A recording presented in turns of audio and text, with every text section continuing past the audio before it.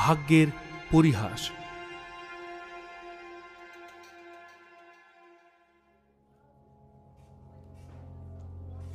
Lucky ভয় পেয়ে বলতে লাগলো, আরে করছেনটা কি? আমার কথাটা একবার শুনুন প্লিজ, পুলিশকে ফোন করবেন না, আমি কোনো অপরাধী নই। হাত জোর করে ম্যানেজারকে বলল লাকি, হয়তো ভুল আঙ্গুল দিয়েছি, আমাকে শেষবারের মতো অন্য একটা আঙ্গুল ট্রাই করতে দিন। নিউ সিটি ব্যাংকের রিলেশনশিপ ম্যানেজার তাকে বলল, তোমার কি মনে হয় খেয়ে দিয়ে আমার আর কোনো কাজ নেই? এটাই লাস্ট চান্স, এই আঙ্গুলটা শেষবারের মতো ট্রাই করে দেখব, না হলে সোজা পুলিশকে ফোন করব। ম্যানেজারের এক হাতে মোবাইল আর এক হাতে ফিঙ্গারপ্রিন্ট নেওয়ার মেশিন। স্ক্রিনে পুলিশের নাম্বারটা টাইপ করেই রেখেছিল। এবারে লাকি তার ডান হাতের আর একটা আঙ্গুল ভালো করে পরিষ্কার করে নিল আর ঈশ্বরের নাম নিয়ে সেই মেশিনে আঙুলটা টাচ করল। সঙ্গে সঙ্গেই তা থেকে একটা আওয়াজ এলো,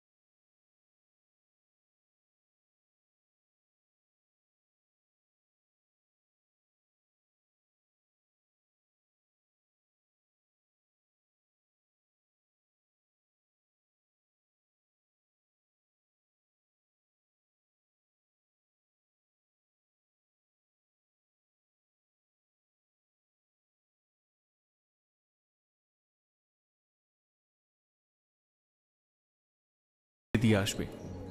এদিকে ব্যাংকের আর এক ম্যানেজার ইপসিতা বসেছিলেন নিজের কেবিনে।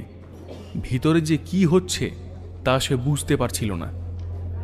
লাকি তখনও বের হয়নি বলে ইপসিতার চিন্তা আরও বেড়ে যায়। তার টেনশন হতে থাকে, ব্যাংকে যদি অঘটন কিছু ঘটে যায় তাহলে সেই সবার প্রথমে চাকরি হারাবে। এই চিন্তা থেকেই ভিআইপি লাউঞ্জে ঢুকতে গিয়ে ইপসিতার নজরে এলো ছেলেটা ঘর থেকে বেরোচ্ছে। চিৎকার করে লাকির দিকে এগিয়ে গেল ইপসিতা। এই দাঁড়াও, দাঁড়াও বলছি, এভাবে যেতে পারবে না, আমাদের ভিআইপি লাউঞ্জে ঢোকার সাহস কি করে হলো তোমার? মুচকি হেসে লাকি বলল, আমি আপনাকে আগেও বলেছি আর এখনো বলছি, আমি এখানে আমার টাকা নিতে এসেছি। ঠিক তখনই ইপসিতার নজরে এলো ছেলেটার হাতে থাকা ব্যাংকের প্লাটিনাম কার্ড। সঙ্গে সঙ্গে সে লাকিকে চড়া গলায় বলে উঠল, কোথায় পেলে তুমি প্লাটিনাম কার্ড? চুরি করেছো নাকি? লাকি কি উত্তর দেবে তা শোনার আগেই সে বলে উঠল, সিকিউরিটি, সিকিউরিটি, এই ছেলেটা এখান থেকে কার্ড চুরি করে পালাচ্ছিল, শিগগিরই একে ধরো। ইপসিতার এই কথা শুনে লাকি তাড়াতাড়ি ব্যাংক থেকে বেরোনোর চেষ্টা করছে। ঠিক তখনই একজন সিকিউরিটি এসে তাকে চেপে ধরে তার তল্লাশি শুরু করে দেয়। কার্ডটা হাতে পেয়ে ইপসিতার চোখ কপালে। তার নজরে এলো ওই কার্ডে লেখা ছেলেটার নাম। ইপসিতা বলে ওঠে, শশীধর স্যারকে ভয় দেখিয়ে তুমি এই কার্ডটা বাগিয়ে নিয়েছো না? এই দেখো তো এর পকেটে আর কিছু আছে কিনা। সিকিউরিটি গার্ড ফের তার পকেট সার্চ করে। সিকিউরিটি বলল, ম্যাডাম, এর পকেটে আর কিছু নেই, তার উপর আবার একটা পকেট ছেঁড়া। এই বলে সে হাসতে লাগল। সে আরো বলল, ম্যাডাম, এটাও হতে পারে যে এই পকেটেও ছুরি নিয়ে এসেছিল, বের করার সময় পকেটটাই ছিঁড়ে গিয়েছে। কি বলছেন কি আপনারা? আপনাদের কি মাথা খারাপ হয়ে গিয়েছে? ছেড়ে দিন বলছি, আমাকে ছেড়ে দিন। লাকি এই কথা বলতেই একজন নিরাপত্তারক্ষী তার 2 হাত ধরে মুচড়ে দেয়। ও মাই গড! হঠাৎই ইপসিতার চক্ষু ছানা বড়া হয়ে গেল। সে ভাবল ওই ছুরি দিয়ে লাকি হয়তো ইতিমধ্যেই শশীধরকে মেরে এসেছে। ইপসিতা সঙ্গে সঙ্গে তার ফোন বের করে পুলিশকে ডায়াল করে বলে, হ্যালো, পুলিশ স্টেশন, আমি নিউ সিটি ব্যাংক থেকে বলছি। একজন পাগল চোর আমাদের ব্যাংকে ঢুকে রিলেশনশিপ ম্যানেজারকে খুন করেছে। প্লিজ তাড়াতাড়ি আসুন এখানে। এই বলে ইপসিতা ফোন কেটে দেয়। এদিকে 2 জন সিকিউরিটি গার্ড লাকিকে হাঁটু গেড়ে বসিয়ে তার মাথায় বন্দুক ঠেকিয়ে ধরে। ব্যাংকের মধ্যে হুট করেই এরকম গোলমালের পরিস্থিতি সৃষ্টি হওয়ায় সকলে একটু অবাক হয়ে যান। ভিতরে বসে থাকা রিলেশনশিপ ম্যানেজার শশীধর চৌধুরী তখন এই হইচই শুনে বাইরে বেরিয়ে আসে। অত্যন্ত জোর গলায় জিজ্ঞেস করল শশীধর চৌধুরী, আরে হচ্ছেটা কি? তার কণ্ঠস্বর শোনা মাত্রই সবাই হতবাক হয়ে তাকিয়ে থাকে। সেই সময় ইপসিতাও তার দিকে অবাক হয়ে তাকিয়ে থাকে। সে নিজের চোখকে যেন বিশ্বাস করতে পারছিল না। রিলেশনশিপ ম্যানেজার বেঁচে আছে। এদিকে খুশি আর এক রাশ বিস্ময় নিয়ে শশীধরের দিকে তাকিয়ে ইপসিতা বলল, স্যার, আপনি বেঁচে আছেন? সে বলে ওঠে, কেন, আমি এত তাড়াতাড়ি মরতে যাব কেন? আর এখানে এত হট্টগোল কেন? এই কথা বলা মাত্রই সে লাকির দিকে এগিয়ে যায় এবং দেখে তার মাথায় বন্দুক ঠেকিয়ে রেখেছে 2 জন সিকিউরিটি গার্ড। এই দৃশ্য দেখা মাত্রই আরও চটে গেল শশীধর। রেগে গিয়ে বলল, আরে এটা কোন বুড়বুক করেছে? কার এত বড় সাহস হলো? এই বলেই গার্ডদের দূরে ঠেলে দিল। শশীধর বলে ওঠে, স্যার, আমি সত্যিই দুঃখিত। এদের এই মূর্খামি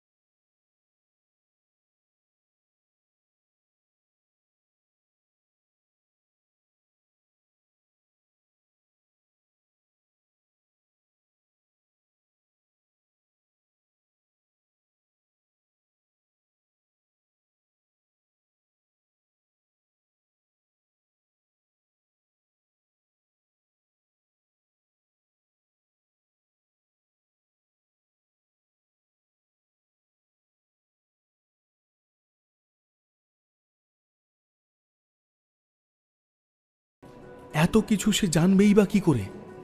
কিন্তু তার এই ভুলে যে ব্যাংকেরও অনেক বড় ক্ষতি হয়ে যেতে পারত, সে কথাও আবার তার মাথায় ঘোরাফেরা করছিল। আমার আর বাঁচার কোনো রাস্তা নেই মনে হচ্ছে। নিজেকে এই কথা বলেই ফোনটা বের করে পুলিশ স্টেশনে কল করলো ইপ্সিতা। পুলিশকে ফোন করে সে বলল বিরাট ভুল করে ফেলেছে। এতক্ষণ যাকে অপরাধী, খুনি আর বখাটে ছেলে ভাবছিল, সে আসলে শহরের এক বড় লোক আর এই ব্যাংকের সব থেকে মূল্যবান কাস্টমার। পুলিশ সব কিছুই শুনল, কিন্তু ওপার থেকে উত্তর এলো, সবই বুঝলাম ম্যাডাম, কিন্তু এতক্ষণে থানার গাড়িটা বেরিয়ে গিয়েছে, হয়তো আপনাদের ব্রাঞ্চেও পৌঁছে গিয়েছে। আপনার যা বলার ইন্সপেক্টরকেই না হয় বলবেন। এই কথা বলেই পুলিশও ফোনটা কেটে দিল।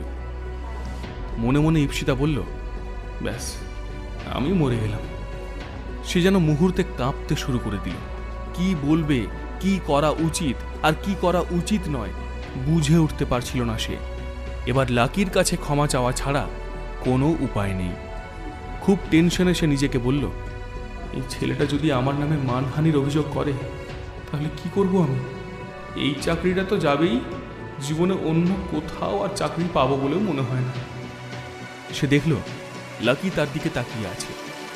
এদিকে শশীধর লাকিকে বসিয়ে জল খাইয়ে শান্ত করার চেষ্টা করছিলেন, কিন্তু ইপ্সিতা ব্যাপারটা বেগতিক বুঝেই লাকির দিকে এগিয়ে যায়।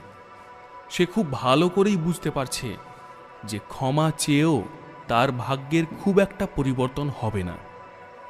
তাও একবার শেষ চেষ্টা করে দেখতে গিয়ে সে লাকিকে বলে বসে, স্যার, বিরাট বড় ভুল করে ফেলেছি। এত বড় ভুল হয়ে যাবে বুঝতেই পারিনি। আমি আসলে আপনার... লাকির জামা আর ছেঁড়া প্যান্টের দিকে তাকিয়ে একটা দীর্ঘশ্বাস ফেলে ইপ্সিতা বলল, ভেরি সরি স্যার, আমাকে ক্ষমা করে দিন।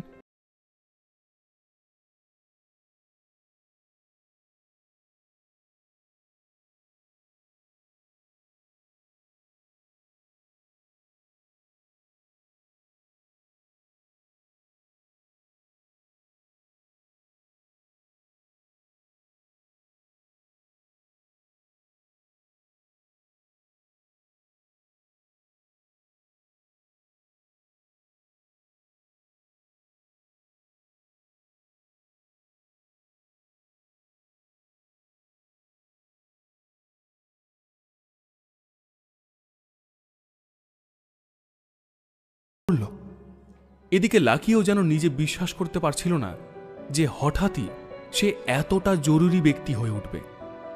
রাতারাতি ধনী হয়ে গেছে বলে এত কদর তার। এই সব কিছুই যেন লাকির কাছে দিবা স্বপ্নের মতোই মনে হচ্ছিল। কিন্তু এত টাকা দিয়ে লাকি কি করবে? রাতারাতি ধনী হয়েই কি তার জীবন বদলে যাবে? এত টাকা তাকে কোন দিকে নিয়ে যাবে? এরপরের গল্প জানতে হলে শুনতে থাকুন পকেট এফএম।